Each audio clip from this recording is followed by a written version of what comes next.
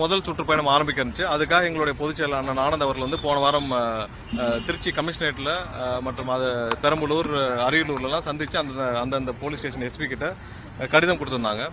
இதுவரைக்கும் எங்களுக்கு எந்த அனுமதியும் தரப்படவில்லை.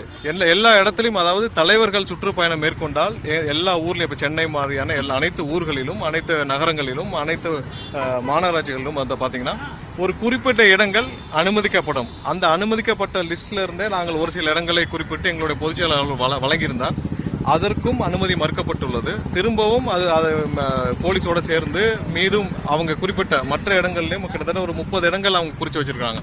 ஸோ அந்த 30 இடங்களிலும் நாங்கள் மறுபடியும் கிட்டத்தட்ட 2 கடிதங்கள் கொடுக்கப்பட்டுச்சு. இன்னைக்கு காலையிலையும் 3வது கடிதமாக போலீஸாரே அவர்கள் எங்கே இடம் உகந்ததாக இருக்குதோ அந்த இடத்தையே குறிப்பிட்டால் கூட அங்கேயே நாங்கள் எங்களுடைய தலைவரின் பயணத்தை அந்த வழியிலாக மேற்கொள்கிறோம் என்று கடைசியாக இன்று காலை கடிதம் கொடுத்திருக்கிறோம். இது போக டிசம்பர் கடைசி வரை, டிசம்பர் 20ஆம் தேதி வரை எங்களுடைய முழு சுற்றுப்பயண விவரம், அதாவது எங்களுடைய தலைவரின் மொத்த சுற்றுப்பயண விவரத்தையும் இன்று டிஜிபி அலுவலகத்தில் ஏடிஜி அவர்கள் எல்என் அவர்களை சந்தித்து அவர்கிட்ட மொத்த பயண விவரத்தையும் கொடுத்துருக்கோம். ஏன்னால் இதே மாதிரியான ஒரு விஷயம் அனைத்து ஊர்களிலும் அனைத்து இடத்துலையும் எங்களுக்கு நடக்கக்கூடாது. இன்னொன்று, ஒரு தலைவர், ஒரு கட்சியின் தலைவர், இன்னைக்கு மக்கள் அபிமானத்தை பெற்ற தலைவர் எங்களுடைய அண்ணன் விஜய் அவர்களின் ப்ரோக்ராம் மட்டும்தான் எல்லா இடத்திலும் தடை செய்யப்படுகிறது.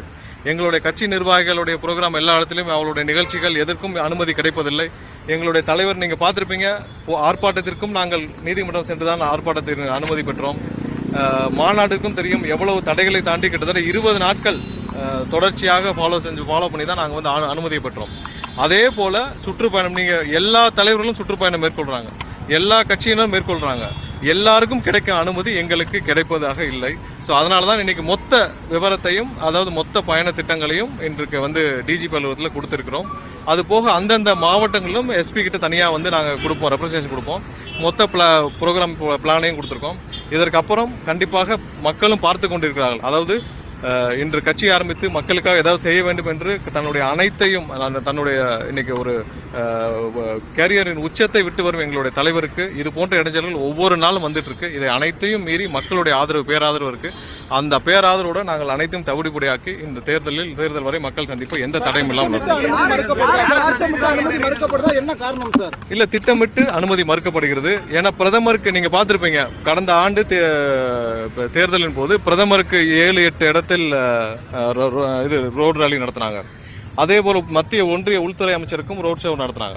ஸோ சென்னையில், அதுவும் பிரதான இடம், அதாவது டி நகரில் பாண்டி பசார் ஏரியிலேயே பிரதமருக்கு கிட்டத்தட்ட 3 மணி நேரம் 4 மணி நேரம் போக்குவரத்தை நிறுத்தி காவல்துறை அனுமதி அளித்தது. ஏன்னா காவல்துறைக்கு அந்த ஃப்ரீடம், அந்த இது இருந்துச்சுன்னா கண்டிப்பாக அவரால் செய்ய முடியும்.